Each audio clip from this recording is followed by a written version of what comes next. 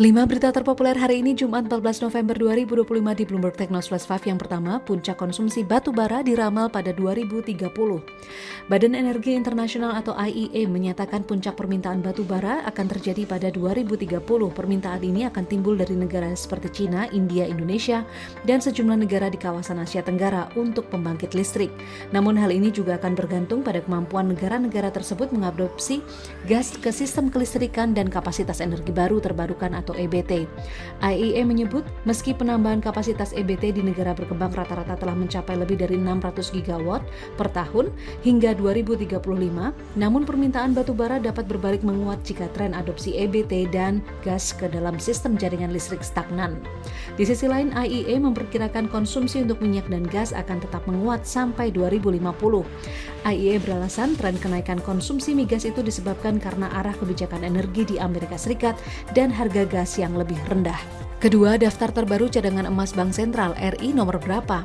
Di tengah ketidakpastian global, Bank Indonesia menempatkan emas sebagai cadangan penting dari cadangan devisanya. Terbaru per Oktober 2025, cadangan emas tercatat bernilai lebih dari 10,88 miliar dolar Amerika Serikat atau sekitar 80 ton emas moneter. Tetapi dengan angka tersebut, Indonesia masih berada jauh di antara negara lain. Berdasarkan data terbaru IMF dan WGC, Bank Sentral Amerika Serikat menempati posisi tertinggi cadangan emas mencapai 8.133,4 ton per September 2025, sementara posisi kedua ditempati oleh Bank Sentral Jerman dengan cadangan emas mencapai 3.350,2 ton. Berikutnya di posisi ketiga ada Italia dengan total mencapai 2.451,8 ton, diikuti Prancis yang berada di posisi keempat dengan cadangan mencapai 2.437 ton, sedangkan Indonesia kini berada di urutan ke-43. Ketiga, asal-usul kontaminasi cesium-137 yang cemari industri Cikande. Kemenkopangan menyatakan sumber kontaminasi radioaktif cesium-137 di kawasan industri Cikande, Banten berasal dari PT Peter Metal Teknologi atau PMT yang bergerak di bidang peleburan besi. Staf ahli Menteri Bidang Transformasi Digital dan Hubungan Antar Lembaga Kemenkopangan, Bara Hasibuan menyebut CSP konsentrat yang berasal dari pengolahan scrap PMT meluap dan dibawa oleh udara hingga mencapai fasilitas PT PMS. Sebelumnya disebutkan ada 24 perusahaan terkontaminasi CS137. Namun menurut Bara, kini puluhan perusahaan tersebut sudah menjalani dekontaminasi. Satgas penanganan CS137 pun telah melakukan perlindungan bagi pekerja dan masyarakat sekitar kawasan industri dengan melakukan pengecekan bagi 1.800 orang. Bara menegaskan puluhan perusahaan yang sempat terkontaminasi tidak akan mempengaruhi ekspor Indonesia. Hal ini karena telah dilakukan pertemuan bilateral antara Indonesia dan pemerintah Amerika Serikat. Keempat, jadi korban gagal bayar Paguyuban Lender Dana Syariah lapor DPR. Paguyuban Lender Dana Syariah Indonesia berencana meminta DPR RI untuk mengawal dan memastikan pertemuan 18 November untuk menyelesaikan sengketa dengan manajemen Dana Syariah Indonesia atau DSI benar terwujud. Hal ini dipilih setelah manajemen DSI kembali menunda pertemuan penyelesaian masalah yang sudah dijadwalkan OJK.